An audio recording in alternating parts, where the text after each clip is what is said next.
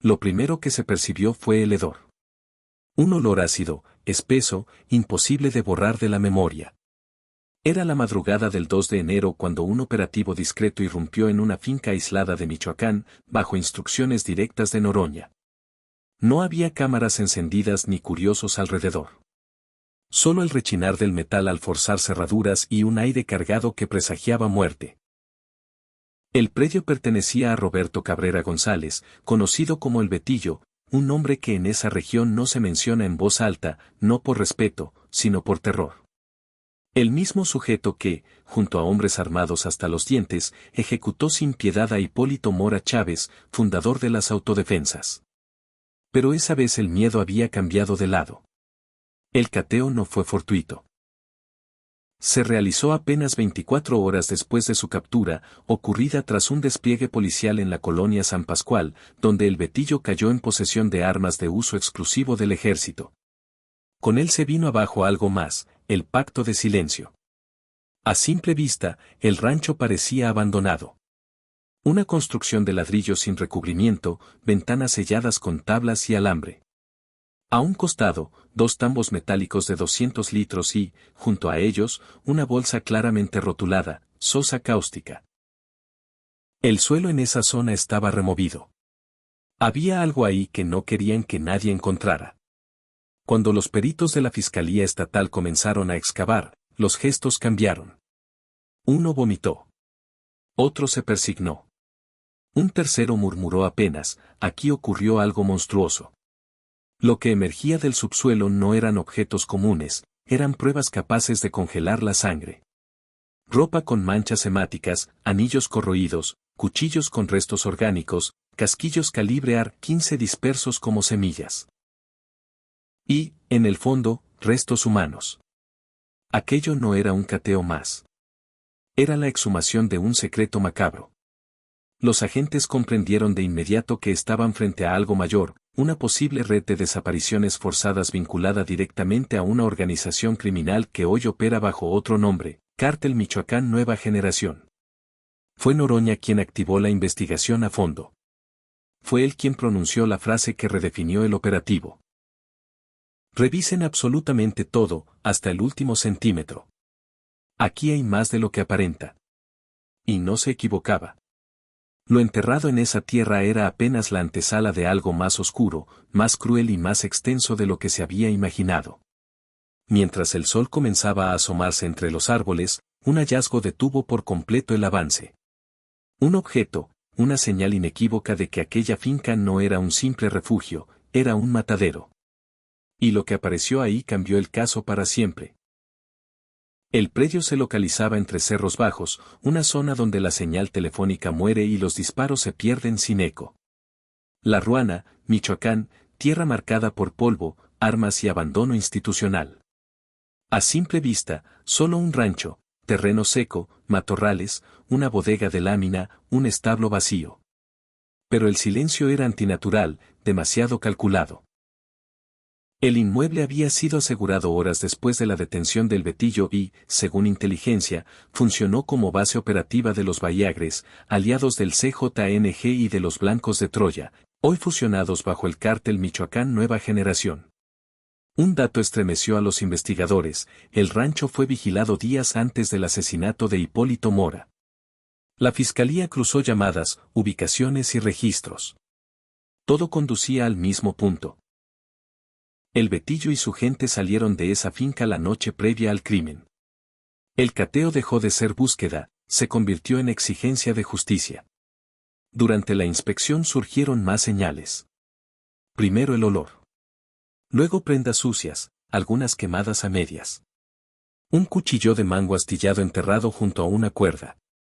En una habitación, un piso de cemento quebrado con marcas circulares, como si alguien hubiese intentado borrar lo ocurrido. Esto no es reciente, dijo un perito. Tenía razón. Al mover una lavadora oxidada, apareció lo impensable, una bolsa con cabello humano atado con una liga. Minutos después, palas y picos. Al excavar, surgieron fragmentos óseos, algunos cubiertos de cal, otros parcialmente calcinados. El rancho no era solo escondite, era una zona de exterminio.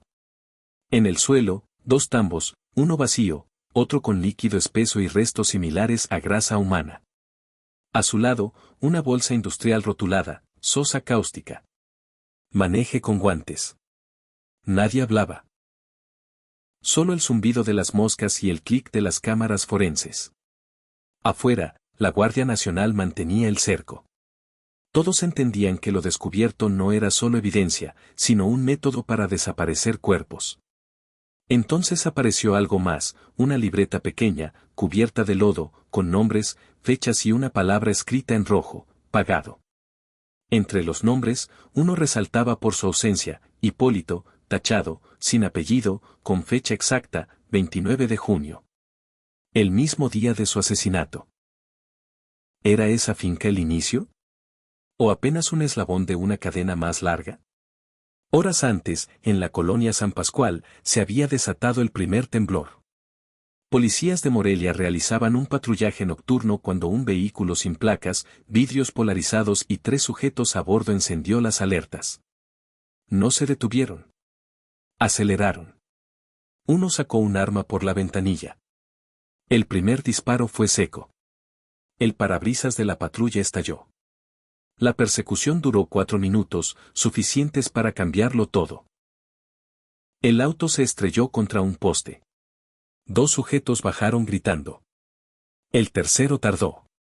Tenía el rostro parcialmente cubierto, una herida en la ceja y un tatuaje en el cuello. «Es él», gritó un agente. «El Betillo». Fue reducido boca abajo, esposado, con el rostro contra la grava. Sonreía. Como si supiera algo más. A su lado se aseguraron cargadores, un chaleco táctico, una lista de números y un sobre con coordenadas, la ubicación exacta del rancho cateado al día siguiente. Con su captura cayó el muro del silencio. Y lo que se descubriría después sacudiría no solo a Michoacán, sino al país entero. Hipólito Mora Chávez fue conocido como el valiente de la Ruana. Campesino, limonero, padre. No vestía uniforme ni portaba grados, pero tuvo lo que pocos, el valor de hablar cuando todos callaban. En febrero de 2013, cuando los caballeros templarios asfixiaban a los pueblos, tomó un rifle viejo, reunió a sus vecinos y fundó las autodefensas. No somos soldados, somos hartazgo armado, dijo. Durante años defendió su comunidad, denunció pactos oscuros y rechazó sobornos. Ganó enemigos. Muchos. El último, el Betillo. El 29 de junio, Hipólito fue emboscado con rifles automáticos. Su camioneta fue acribillada. Murió sin rendirse. En su bolsillo llevaba una nota: si muero, que se sepa que fue por no rendirme. La finca cateada pudo haber sido su antesala, el sitio donde se planeó su muerte. Para entender ese lugar hay que ver el mapa completo. El cártel Michoacán Nueva Generación nació de una alianza oscura entre los Bahiagres, los Blancos de Troya y el CJNG. El Betillo era operador de esa estructura. El rancho funcionaba como punto ciego, sin señal, sin vigilancia, ideal para ocultar armas, víctimas y ejecuciones. Los peritos hallaron casquillos AR-15 idénticos a los usados contra Hipólito. El patrón coincidía con otros puntos del país. Sitios aislados, químicos, restos manipulados, silencio impuesto. Durante el cateo, se descubrió algo más, un túnel oculto bajo el baño trasero. Descendía en espiral. Al fondo, una pequeña cámara, sillas metálicas, una mesa, trapos ensangrentados, una lámpara encendida. En las paredes, 22 nombres escritos con carbón, sin apellidos. Y una frase que heló a todos. Aquí me mataron. Yo no me fui. Ese hallazgo cambió todo. Ya no era solo un asesinato, era un posible centro de exterminio. Cuando los reportes llegaron a Noroña, su respuesta fue inmediata. Si esto es un centro de exterminio, lo vamos a exponer con pruebas y nombres. Se ordenó convertir el caso en expediente nacional. Se cruzaron desapariciones de los últimos 5 años. Bastó una coincidencia, una prenda hallada correspondía a un joven desaparecido en Tepalcatepec. El rancho fue declarado oficialmente escena de desaparición forzada. Los cargos se multiplicaron. El Betillo ya no enfrentaba solo homicidio y armas, ahora también crímenes de lesa humanidad. Dentro del cártel, el golpe fue devastador. Células se replegaron. Quemaron documentos. Huyeron al monte. Sabían que Noroña no iba a frenar. La sociedad comenzó a hablar. Vecinos entregaron notas anónimas. Una mujer escribió: escuchábamos gritos por las noches. Pensamos que eran animales. En La Ruana, la comunidad salió con veladoras. Un cartel resumía todo. No más desaparecidos. No más silencio. El rancho se convirtió en símbolo nacional. Las imágenes circularon.